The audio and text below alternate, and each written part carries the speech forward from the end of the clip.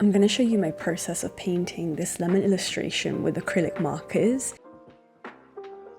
Acrylic markers have been my new discovery of this year, and let me tell you, I had no idea they were going to be this much fun, as well as teach me things about my illustration style, painting, and just experimenting with different ways of doing things. Ohuhu sent me two different sets, their hard nib set, which has a thick and thin option, and then this little set, which is, to me, the absolute star of the show. They are soft nibs with like a brush-like tip, and they were so smooth and so opaque, and the soft nib really helped with blending on the page and not damaging the paper. I swatched them on black paper because I think it showcases them better, as you can see how opaque they are, and I have loved using these on toned paper so far. I started with a sketch and I used a reference photo to guide me a bit, but this isn't a perfect copy. I added a bit of artistic license to it and made it more illustrative.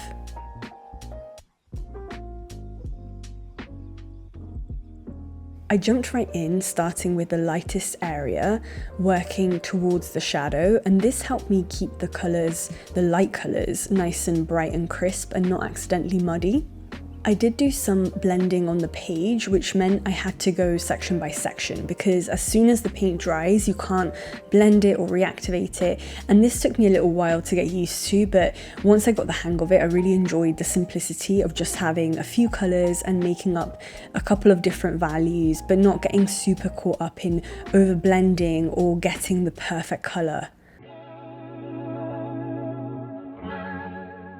I've seen people mix the paint from the pen on like a plastic palette, but what I love about these is the simplicity of using them as pens, and so I wasn't really drawn to pre-blending the ink like that.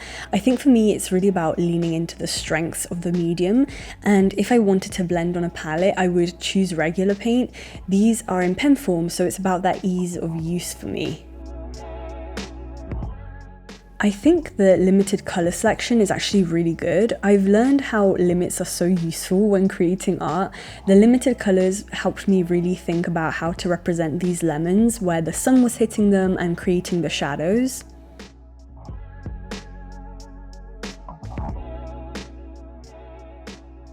As I mentioned, I loosely followed a reference for this, but in reality these colours are nowhere near the reference photo's colours.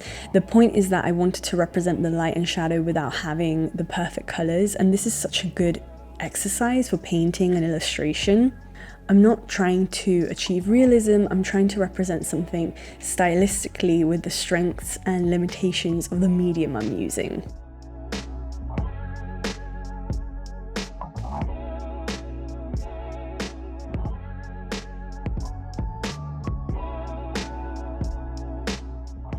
I also loved the visible brushstrokes or pen strokes. I think it really added to the texture element, and I liked seeing them, like I wasn't trying to achieve the hyper blended look between the colours. What I also liked was that once the paint was dry, you could layer another colour on top, like I'm doing here.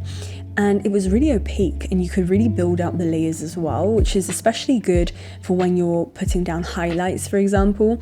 So shout out to this paper because it handled a lot of back and forth. And again, I think the soft nib of these pens is key in this, because this paper is actually a dry medium paper, not a mixed media paper. So it's not as thick and it really handled the pens so well.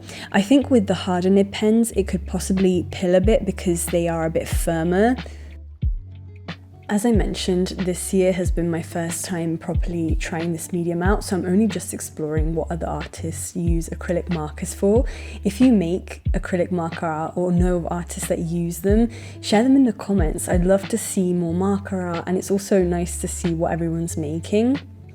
I think it was my last video, but I used these with other mediums, so I used them with alcohol markers and colour pencils, and I really love the mixed media look as well, so I'm excited to explore that more too. I think they stand alone really well, and then they also complement other mediums too, so I'm excited to kind of explore both areas.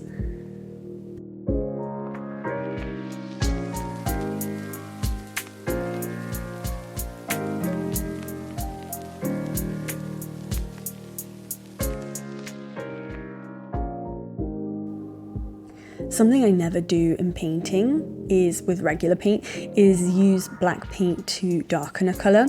I find it muddies my, for example, gouache paint, and it kind of dulls the overall look. But for these acrylic markers, I found that I could add a tiny black dot and then mix the color I'm trying to darken, and I found it didn't muddy the color at all.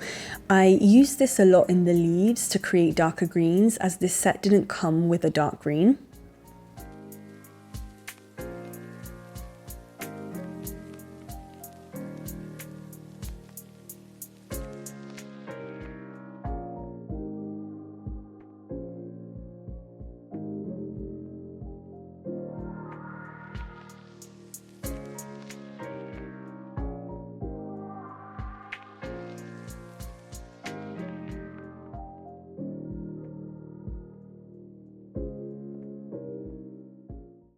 To get the crisp white of the flowers, I knew I had to create contrast, so I used a dark grey and waited for it to dry to then layer some of those white highlights. And I like how it turned out. I think this is a good tip when painting anything that is white, like snow or a white flower. Make sure there is contrast, and remember that the bright white should be reserved for the intense highlights. Normally things that are white aren't truly one tone of bright white. It's usually variations of grey or any other colour that it's reflecting. And to make sure that I didn't contaminate my white with the grey, I allowed these to dry a bit so I could layer the white on top of them. Here I'm doing that thing again where I'm putting a little bit of black at the base of this leaf, and then I'm grabbing the green and I'm actually mixing on the page the green and the black, and it creates this darker green hue, and I just spread it across the page or across the leaf. One thing to be mindful about when blending on the page is that you will dirty up your pen nibs, so you may want to perhaps like scrub them on a piece of scrap paper to clean them a bit, or sometimes it's useful to have a pen nib have a bit of another color if you're trying to create a different hue, but you just have to be mindful of your nibs when you're laying down the paint to make sure that it's maybe not dirty if you don't want it to be dirty with a different color.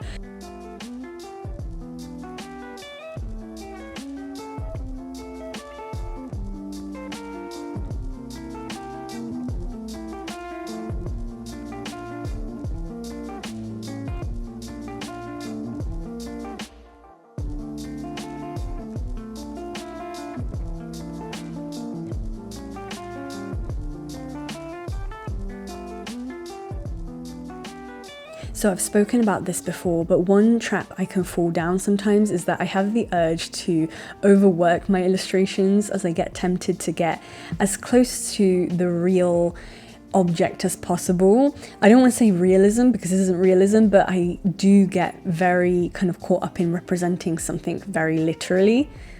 I often have to remind myself to stay illustrative and painterly and kind of zoom out, because I have this tendency to fall down this path of realistic interpretations. And obviously these lemons and the bugs I drew on the other page aren't realism, but in my process of creating, I can get lost in the details and overwork because my mind is thinking and moving towards copying a realistic image versus interpreting it in an illustrative style. And I think it's just part of my overall journey in getting closer to my style, and as I create more and learn the types of marks and brush strokes and pencil strokes and colors that set my soul on fire, I move more towards my artistic language and style and further away from the safety net of realistic paintings or drawings. Anyway, just a few little ramblings of what's going on in my mind as I progress in my art journey. Hopefully it's useful to hear these things, because I'm sure we all think about our art style and what we want to move towards. And so I think it's really useful to be analytical of like why you choose to do certain things in your art, like what's moving you towards one thing versus the other.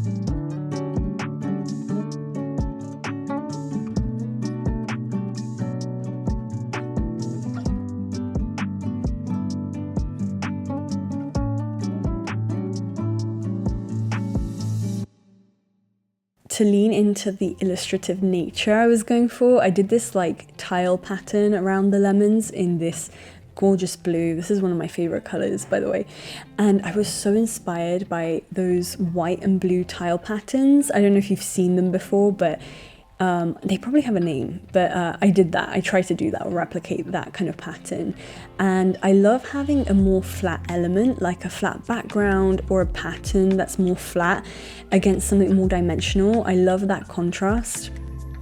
I really think acrylic markers are going to be part of my materials that I use and reach out for more often. Like, I really love the convenience of them, but also the overall look they give, the intensity of the colors, the kind of flat opaque-like quality that they have. I know acrylic paint has a bit more of a sheen to it when it dries than, for example, gouache, but these are not as kind of shiny when they dry, and I just love that opacity.